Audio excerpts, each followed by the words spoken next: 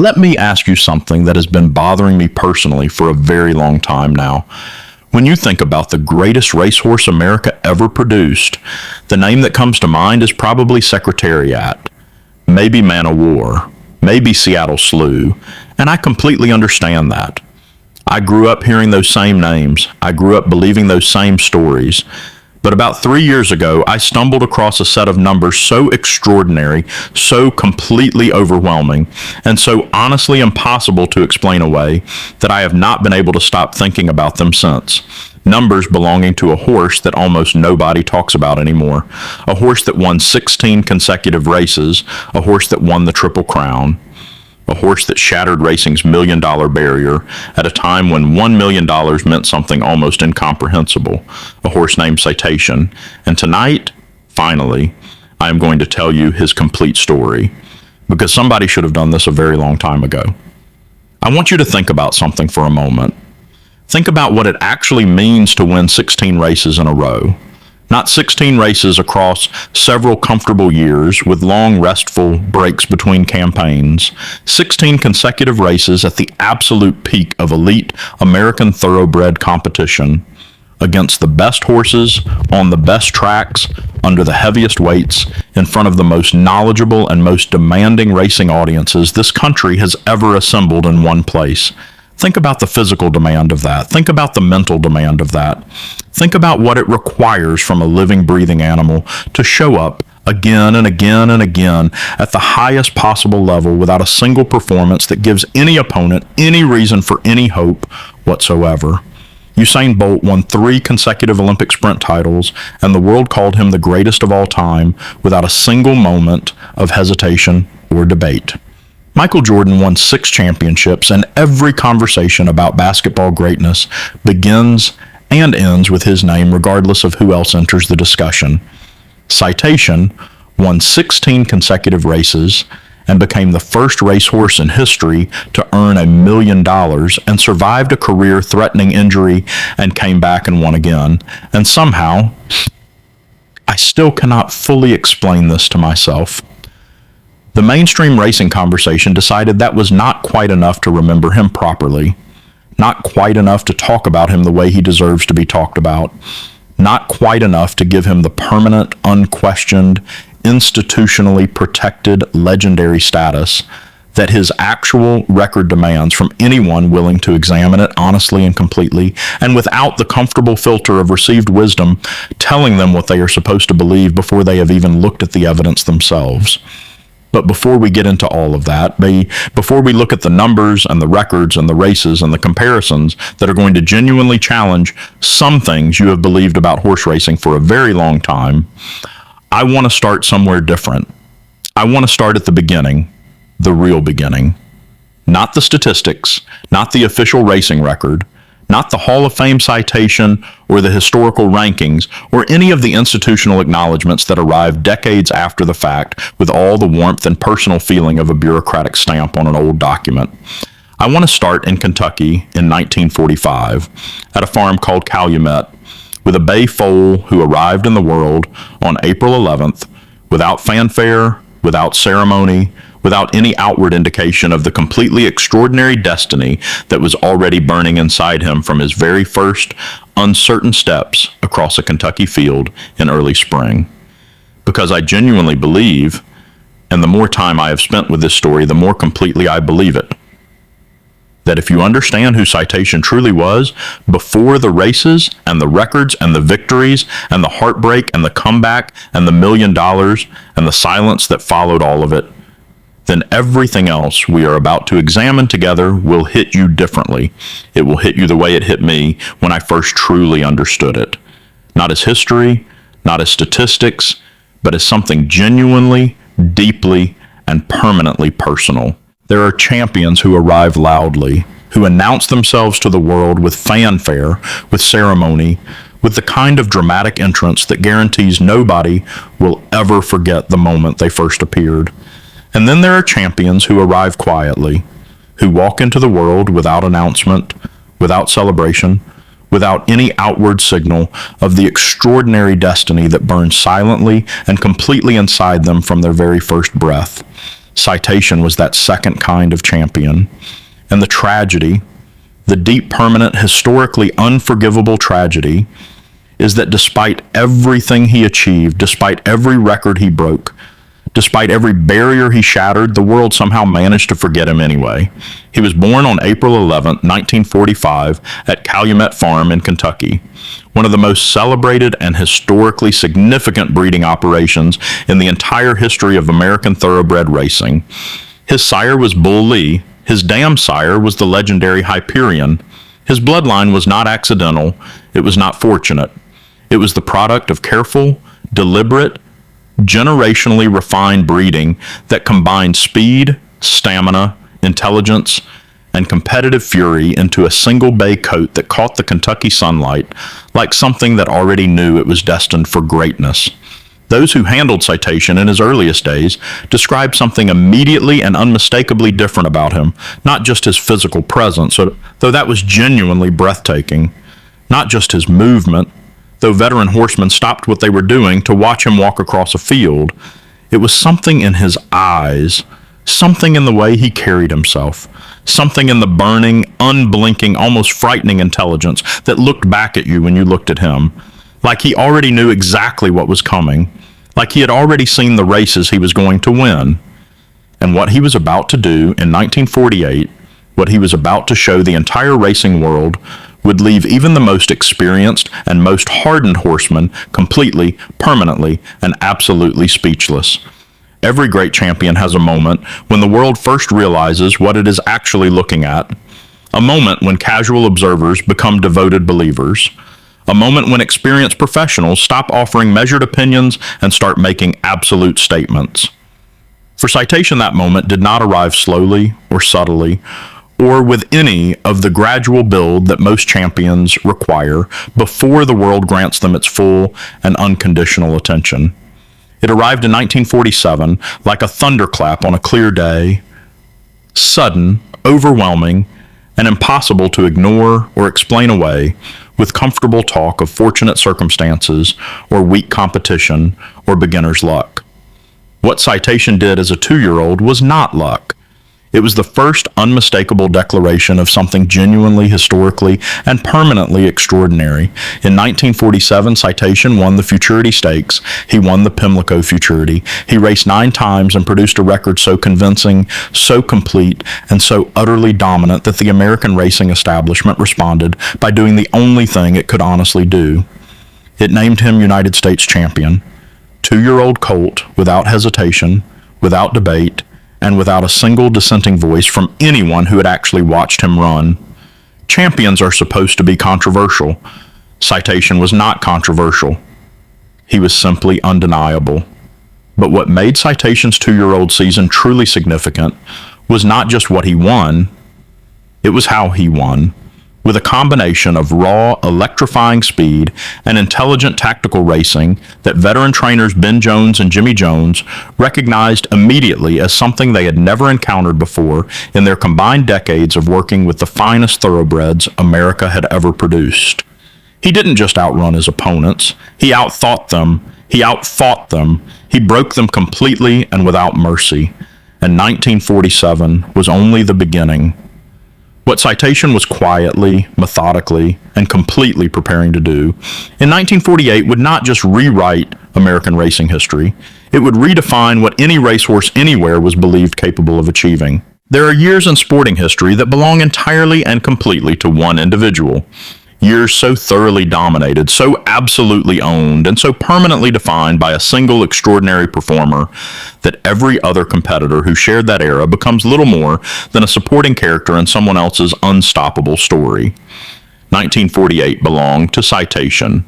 Every race, every track, every distance, every condition, every opponent who lined up beside him with hope, with preparation, with the genuine belief that today, finally, might be the day somebody found an answer to this impossible bay horse from Calumet Farm. Nobody found the answer. Nobody came close to finding the answer, because in 1948, Citation was not simply the best racehorse in America. He was operating on a level so far beyond everything surrounding him that the word competition feels almost dishonest applied to what he was doing. He won the Kentucky Derby, he won the Preakness Stakes, he won the Belmont Stakes. 3 races, 3 victories.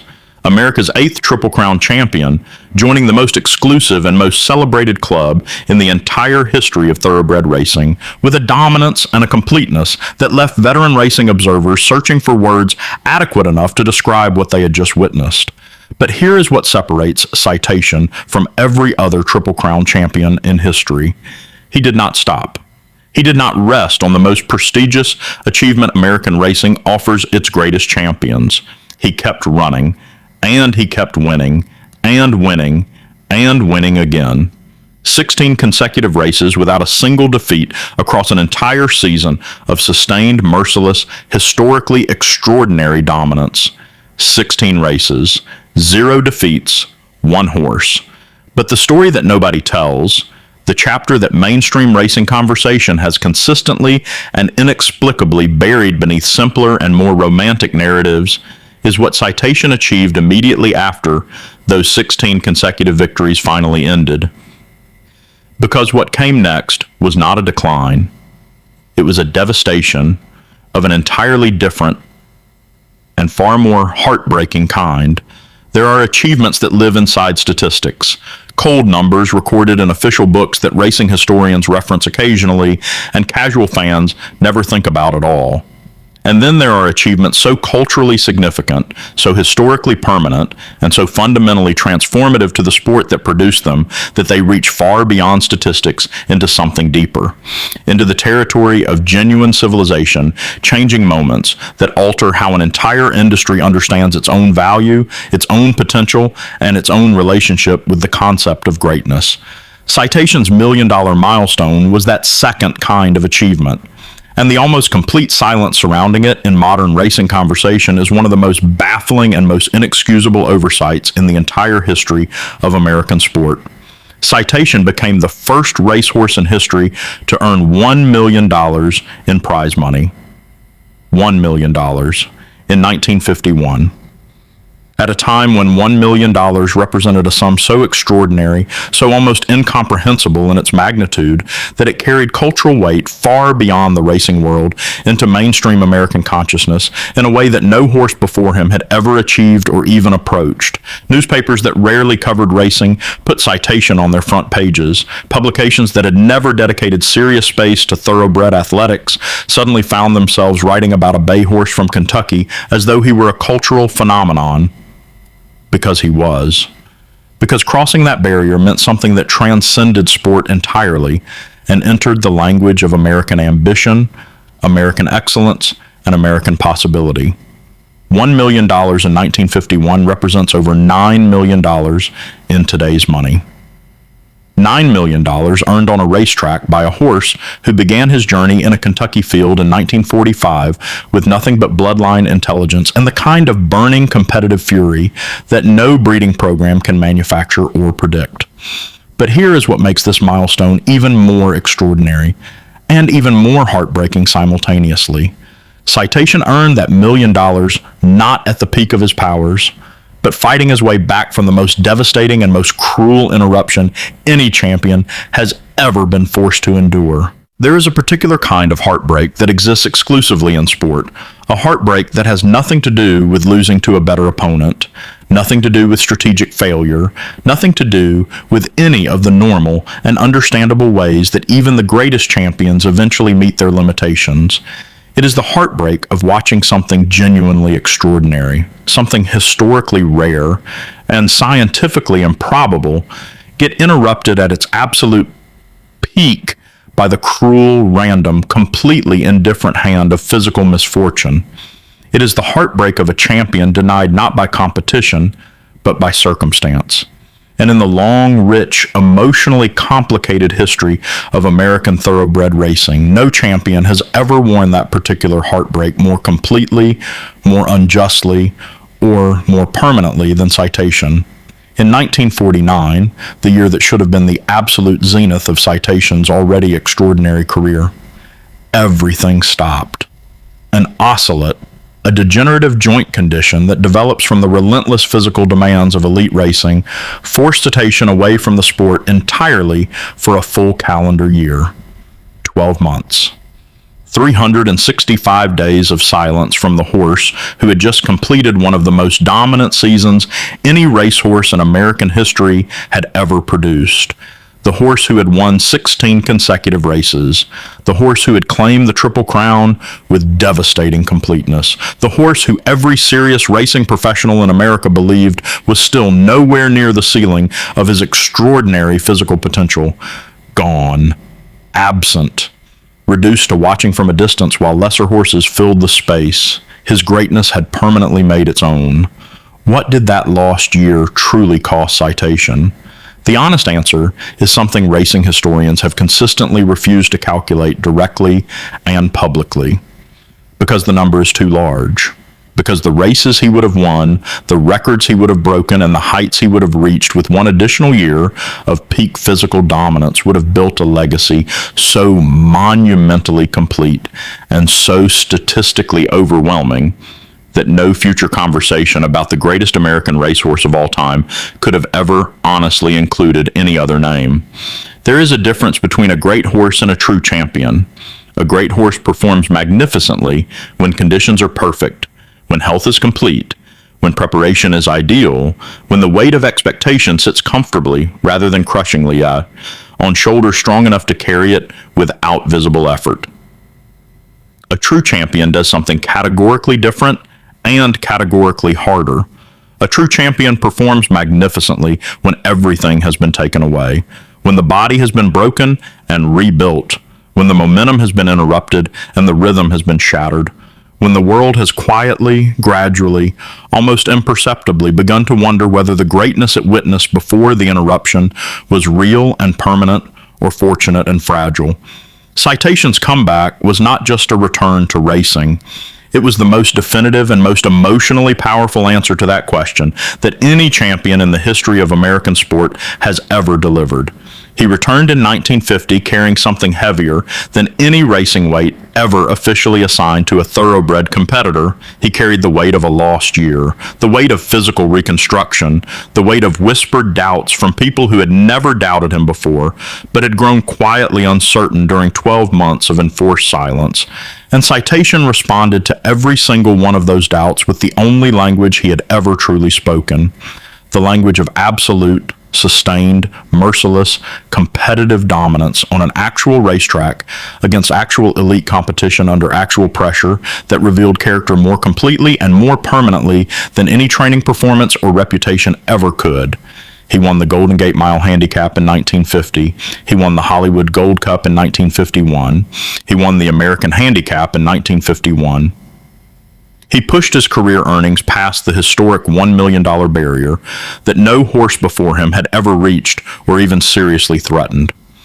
But what Citation proved during his comeback was something that transcended every race he won and every dollar he earned and every record he broke during those extraordinary final seasons.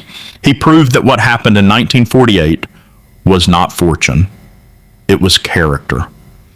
And character, unlike injury, unlike interruption, unlike the cruel indifference of physical misfortune, never breaks, never fades, and never, ever disappears. Opinions are comfortable. Opinions can be argued, dismissed, reframed, and conveniently ignored by anyone who finds them threatening to their existing beliefs. But numbers are different. Numbers are permanent. Numbers are merciless.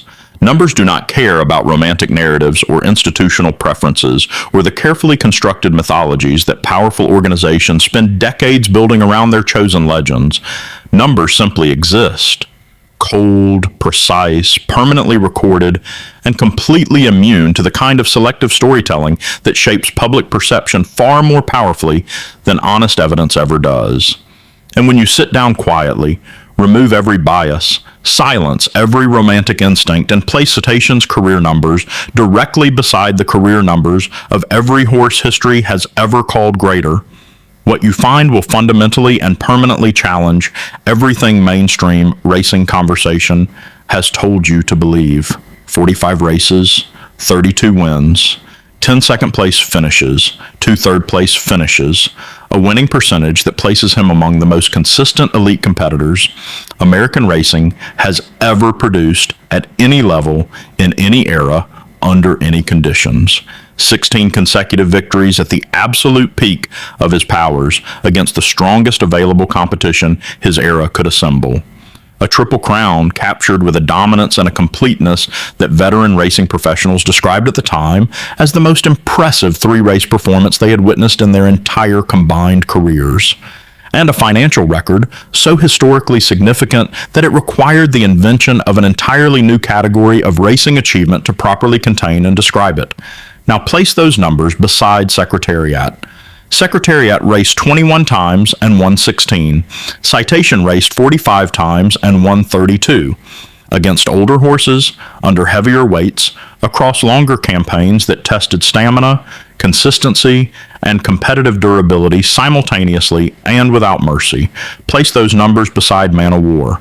21 races, 20 wins, extraordinary, undeniable, legendary. But Citation ran 45 races and won 32 under conditions and against competition and carrying weights that Man o' War, for all his magnificent and genuinely incomparable dominance, never faced with equivalent frequency or equivalent sustained physical demand. And the Racing Hall of Fame that inducted Citation in 1959 ranked him third among the 100 greatest American racehorses of the entire 20th century. Third, behind only Man o' War and Secretariat, above every other champion the sport has ever produced. And yet nobody talks about him. Why? So here we are. 7 chapters, deep into the most honest, most complete, and most emotionally powerful examination of Citation's extraordinary life and legacy that has ever been committed to film or screen or any other medium in the entire history of American thoroughbred racing. Every race examined, every record verified, every injury honestly confronted, every comeback properly celebrated, every comparison against the all-time greats conducted with the intellectual rigor and historical courage that this magnificent and criminally overlooked champion has always deserved, but never, not once, in over 70 years of racing conversation, fully and properly received. And now the moment arrives, the verdict. Not the verdict that casual racing conversation has lazily defaulted to for decades. Not the verdict that institutional preference and romantic mythology have carefully engineered through generations of selective storytelling. The honest verdict. The evidence-based verdict. The permanent and unshakable verdict that Citation's actual record demands from anyone willing to examine it with open eyes and genuine intellectual courage. Citation was not just a great racehorse. He was the most complete, most consistent, most historically significant, and most criminally underappreciated champion American thoroughbred racing has ever produced. He won the Triple Crown. He won 16 consecutive races. He became the first millionaire in racing history. He returned from a career-threatening injury and won again. He raced 45 times and won 32. A record of sustained elite performance that no romantic narrative about a single transcendent race or a single supernatural physical measurement can honestly match or exceed when judged by the complete and unforgiving standard of what greatness actually requires across an entire career, rather than across a single glorious and perfectly timed moment. Secretariat gave the world one unforgettable afternoon at Belmont. Citation gave the world an entire career of sustained, merciless, historically extraordinary excellence that lasted from 1947 until 1951, and never, not once across those magnificent years, gave any opponent, any doubter, or any rival institution any honest reason to believe that what they were witnessing was anything other than the purest and most complete expression of thoroughbred greatness that American racing has ever been privileged enough to witness firsthand. He was born April 11, 1945, at Calumet Farm in Kentucky. He died August 8, 1970, age 25. And somewhere between those two dates, he did something that no horse before him had done and no horse since has fully replicated. He proved that greatness is not a moment. Greatness is a career. And by that standard, the only standard that truly and permanently matters, Citation was and remains and will always be the greatest American racehorse who ever lived. Listen, I have spent a long time putting this story together because I genuinely believe Citation deserves it. I believe he has been waiting a long time for someone to tell his complete story honestly and without the comfortable shortcuts that most racing content takes. And now that you have heard it, now that you have sat with it and felt the weight of it, I want to know what you think. Seriously. Drop your honest opinion in the comments right now. Does Citation deserve to be called the greatest American racehorse who ever lived? Tell me. And if this story moved you even slightly, subscribe, because we are just getting started.